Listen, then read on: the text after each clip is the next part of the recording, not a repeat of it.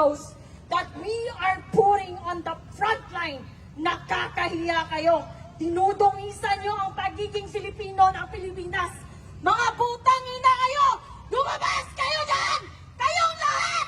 Mga putang ina! Darating ang araw na mapupuno ang taong bayan. Tandaan nyo to. Walang makakaligtas. Kahit yung mga pamilya nyo na abroad ng abroad, nagpapakasasa sa pera ng taong bayan. At sa mga Filipino na nakikinig lang, walang ginagawa. Dahil hindi pa sila apektado ng korupsyon. Dahil hindi pa sila naabot ng korupsyon. Ito ang sinasabi ko sa inyo. Kapag wala tayong ginawa ngayon, mas mabuti na lang na wala tayong gawin until forever. I do not care.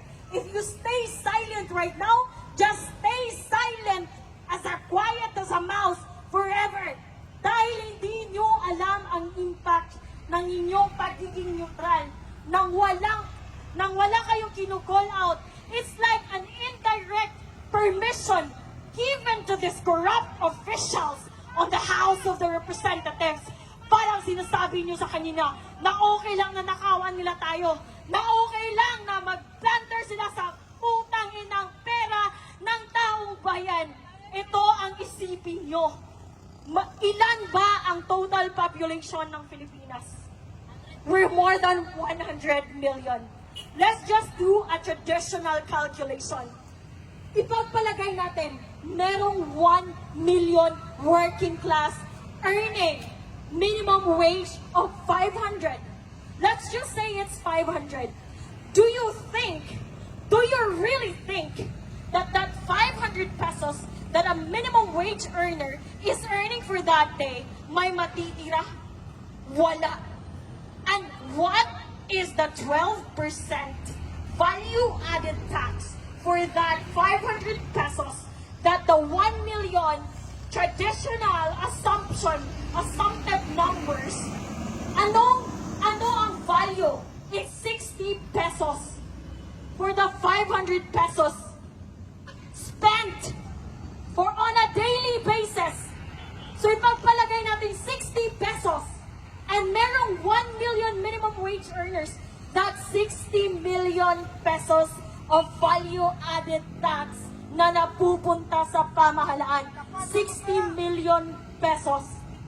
And come to think of it, it's not just value-added tax, it's not just 1 million Filipino minimum age earners. Ang daming tao, putang ina. Try to multiply 60 million pesos on a daily basis times 50 million Filipinos. Ang yaman ng Pilipinas. Pero meron tayong ospital na walang gamot. Meron tayong mga public hospital na walang higaan. At kung meron man, sira-sira ang higaan.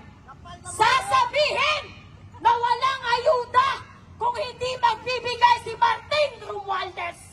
Putang ina mo, bakit pinangalanan mo ng Romualdez Hall ang isang espasyo na nasa Kongreso? Hindi mo pera yan. Hindi mo pera yan. Ang kapal ng pagbumukha niyong lahat. You are doing a syndicated, organized plunder against the Filipino people. Nakakahiya kayo. Ayokong maging Filipino dahil kung kayo lang ang halimbawa ng pagiging Filipino, mas mabuti na lang na hindi ako maging Filipino. Nakakahiya kayo. Habang ang mga tao, ang mga ordinaryong tao ay nagtitiis, pumipila sa mga barangay health center na walang gamot. Kahit paracetamol, sasabihin ni Kapitan, walang budget. Walang budget kasi ninanakaw. Binibili ng private jet ni Martin Romualdez. Binibili ng Hermes ni Clodenco. Binibili ng Balenciaga ng mga putang inang nepo wife and nepo mistresses nyo. Mga putang ina nyo. ang hirap, hirap, hirap, hirap magtrabaho. Kaming mga, it's not an excuse, it's not even a valid reason to say that ang Pilipinas is mahirap. Mahirap ang Pilipinas dahil lazy ang mga people. That's not true. Take a look around.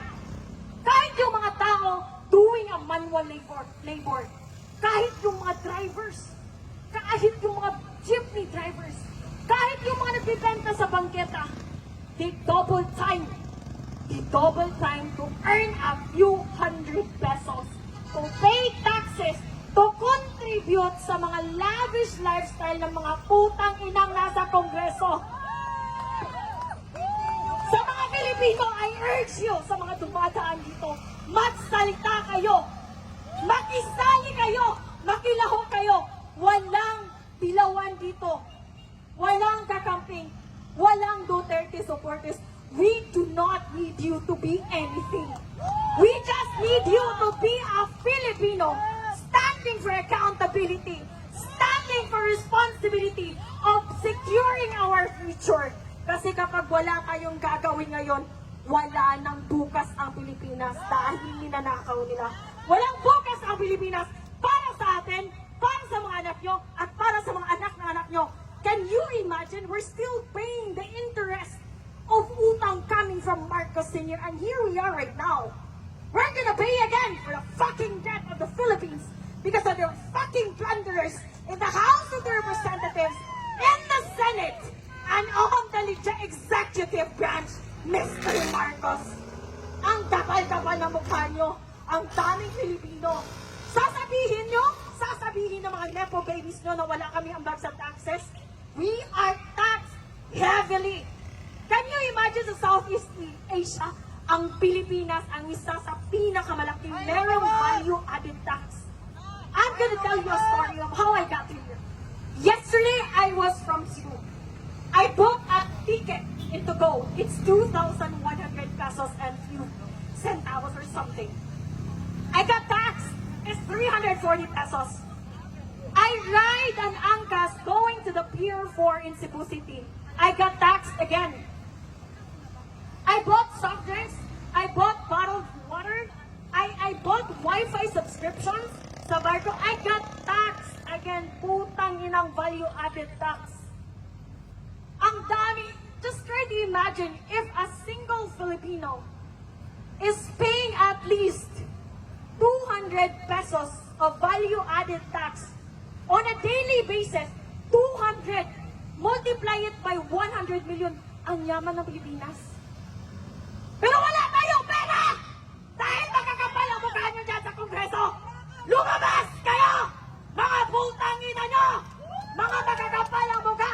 I do not understand. I cannot wrap my head around the fact paano nyo naiisip, paano nyo hindi naiisip kung gaano kayo ka-immoral, kung gaano kayo ka-demonyo.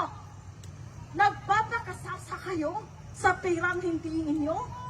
Tumakbo kayo para maglingkod. Just reminding you, sir and ma'am, tumakbo kayo para maglingkod, hindi para magpaglingkuran. And don't start with us honoring, telling you, addressing you as honorable. Kasi between you and the taong bayan, you are the least organization with honors. With honors, you don't have any, zero. You don't have in any honors, wala kayong mga moral, wala kayong mga immoral kayo, mga makakapal. I am so frustrated, I am so angry beyond angry. Nakakaputang ina kayong lahat dyan sa House of Representatives. Mga mamatay na sana kayong lahat, tamaan kayo ng kidlat. Super ang pangbababoy at panggago nyo sa mga Pilipino. You're treating us like an idiot. Like you don't have access to information. You're treating us as someone as imbecile. Dahil nga namin sumugod ngayon at sunugin ang mga kaluluwa nyo dahil napilong kayo sa impyerno, mga putang ina nyo. Tingnan nyo. Eto, mga drivers, mga minimum wage earners, sila ang nagpapakain sa'yo. Nagpapakain ka, kami ang nagpa-fund ng lifestyle nyo. Mga putang ina. Ano ginagawa nyo dyan sa Senate? Ano ginagawa nyo dyan sa Congress? Are you just doing log in and log out and that's it? No! We demand that you work. You work diligently, you work morally, and you work hard for the Filipino people, for you to earn our trust, because you just don't deserve our trust and respect. I don't think so it's gonna happen anytime today. Mga makakapal ang mukha nyo.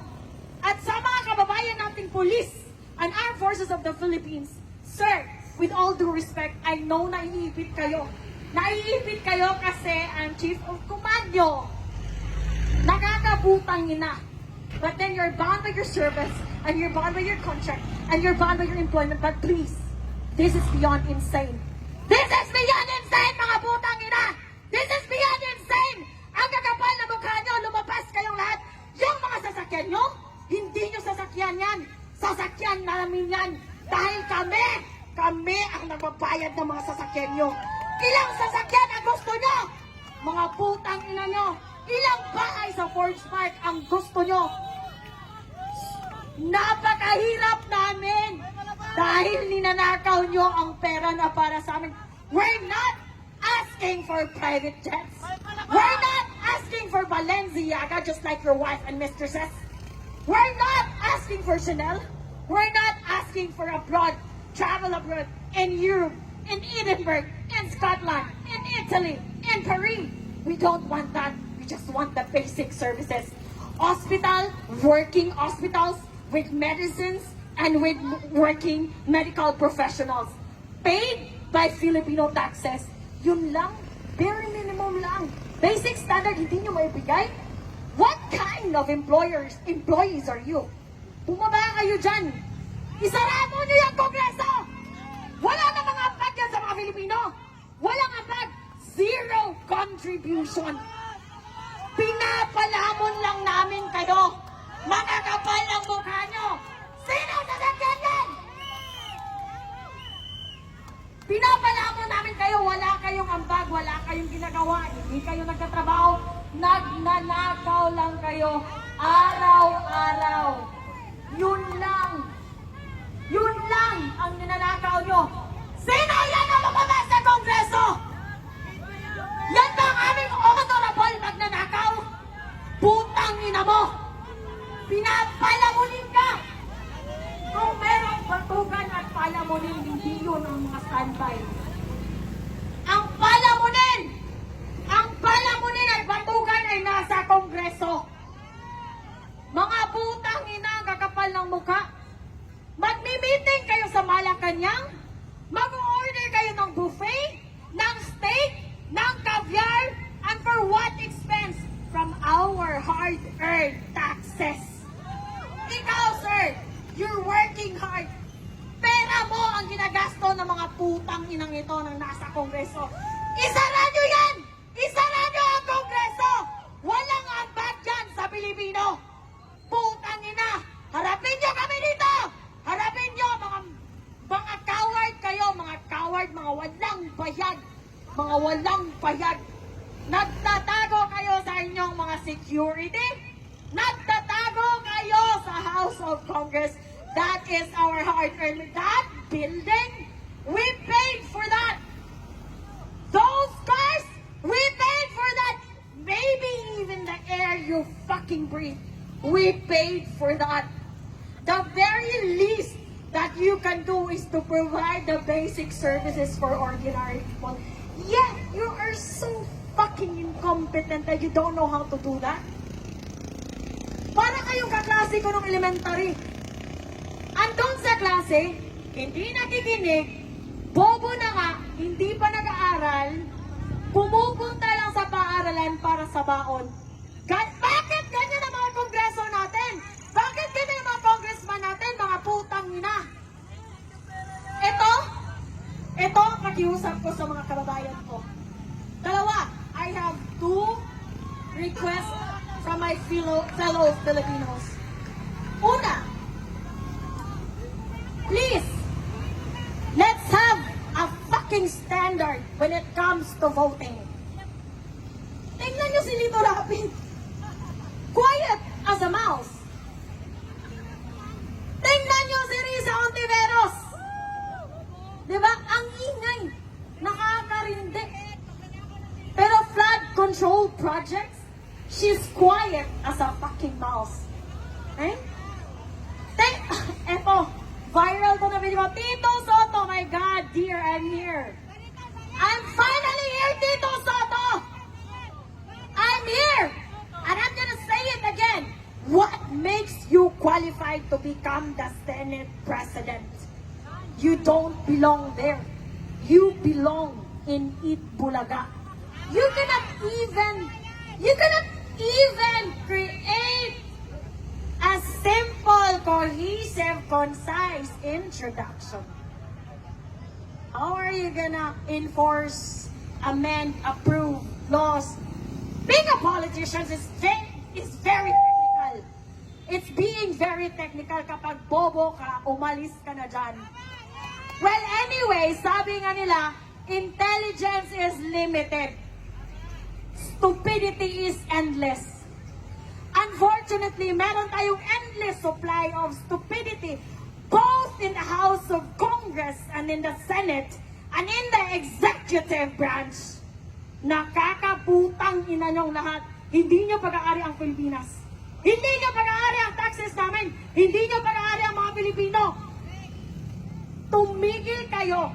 Tumigil kayo, bumaba kayo. Isauli nyo ang mga perang ninakaw nyo.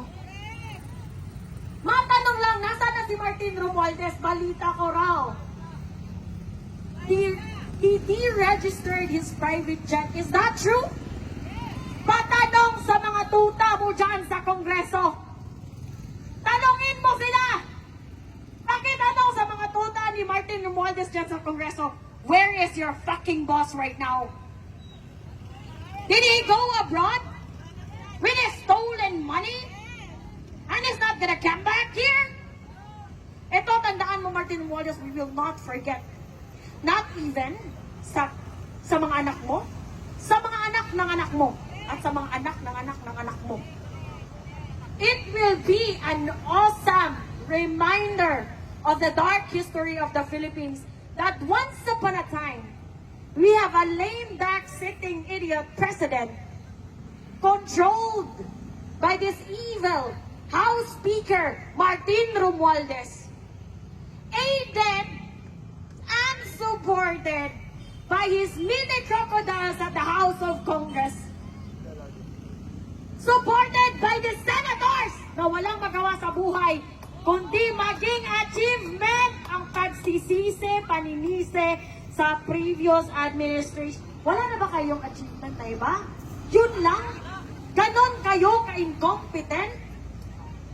Like even a simple person, ordinary person can see through all your evil intentions, can see through all your stupidity, the maneuvers, the cover-ups.